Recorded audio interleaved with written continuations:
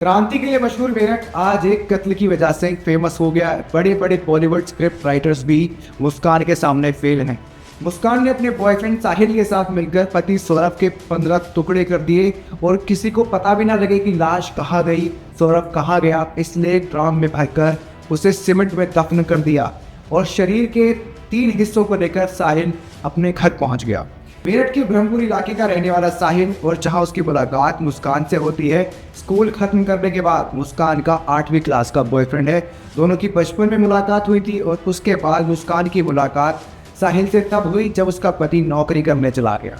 और पति भी वो नहीं जो माँ बाप की मर्जी से शादी हुई हो। मुस्कान और सौरभ खुद एक रिलेशनशिप में रहे। 2016 में मुस्कान और सौरभ की मुलाकात हुई, दोनों का प्यार परवान चढ़ा, शादी भी कर ली, बच्चे भी हो गए। 9 साल का रिश्ता 8वीं क्लास के बॉयफ्रेंड के लिए मुस्कान ने 3 चाकुओं के बाद से खत्म कर दिया, तोड़ दिया। सौरभ ने 2016 में शादी की, उसके बाद उसकी नौकरी नेवी में लग गई। मुस्कान घर पर अपने बच्चों के साथ रहती थी, शायद इसीलिए मुस्कान पर सौरभ का कंट्रोल कम हो गया। जिस वक्त सौरभ नौकरी पर था उसी वक्त मुस्कान की मुलाकात हुई साहिल से। मेरठ के ब्रह्मपुर इलाके अपने बच्चों को स्कूल छोड़ते वक्त और ले जाते वक्त अक्सर मुस्कान और साहिल की मुलाकात हो जाती थी। धीरे धीरे बातचीत बढ़ी। 8वीं क्लास में ये दोनों साथ थे, उसके बाद इनकी मुलाकात बंद हो गई। लेकिन जब सौरभ नौकरी पर पहुंच गया और मुस्कान अकेली पड़ गई तो वो अपने घर की जिम्मेदारी खुद उठाती थी, बच्चों को स्कूल ले जाना, वापस लाना और घर के सभी काम खुद करना। सौरभ और मुस्कान की मुलाकात 2016 में हुई। दोनों एक दूसरे के साथ रिश्ते में आए, बॉयफ्रेंड गर्लफ्रेंड बने, उसके बाद शादी की, बच्चे भी हो गए। मुस्कान के लिए सौरभ लड़कर आया, उसके साथ शादी करी, उनके साथ घर बसाया, मेहनत करी, नौकरी पाई, नेवी में पहुंच गया।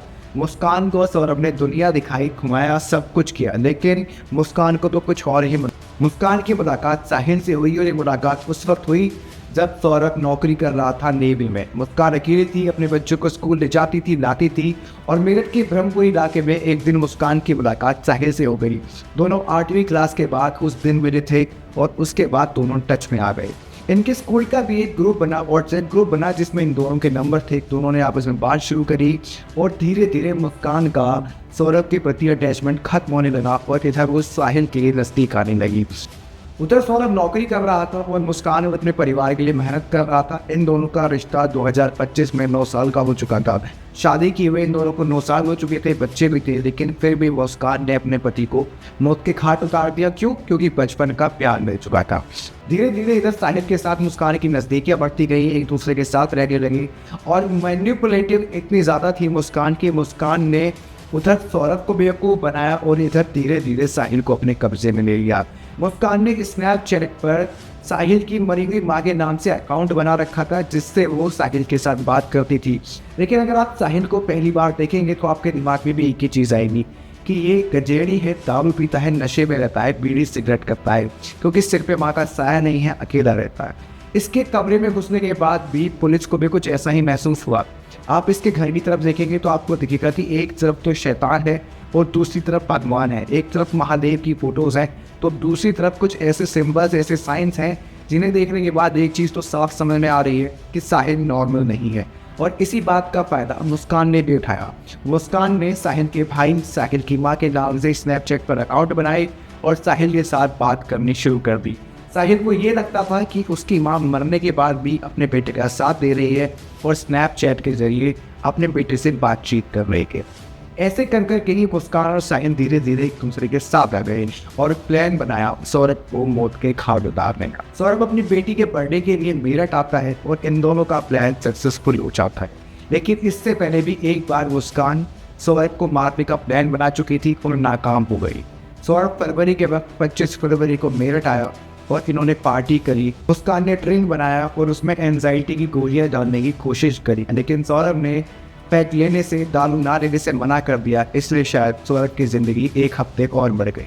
लेकिन किसे पता था कि सौरभ जब दोबारा अपने घर आएगा तो मुस्कान उसे ऐसी नींद में सुलाएगी कि वो कभी उठ नहीं पाएगा। 3 मार्च को मुस्कान और साहिल ने प्लान बनाया कि आज सौरभ का आखिरी दिन होगा। सौरभ अपने बीबी के हाथों बने अपने पसंदीदा खाने को खाता है, जिसमें एंजाइटी की गोलियां होती हैं और ये गोलियां भी मुस्कान आसानी से नहीं लाती, इसके लिए भी मुस्कान प्लानिंग करती है। मुस्कान गूगल से एंजाइटी की गोलियों के बारे में जानकारी लेती है और एक खाली कागज़ पर सब लिखती है डॉक्टर की तरह, जैसे एक डॉक्टर प्रिस्क्रिप्शन देता है और मेडिकल स्टोर से इन दवाइयों को लाकर सौरभ के खाने में मिला देती है और उसे खिला देती है। उधर साहिल भी पूरी तैयारी कर चुका होता है, एक ड्रम लेकर आता है, उसी ड्रम में साहिल सौरभ के टुकड़े कर डाल रहा है और सीमेंट भर देता है।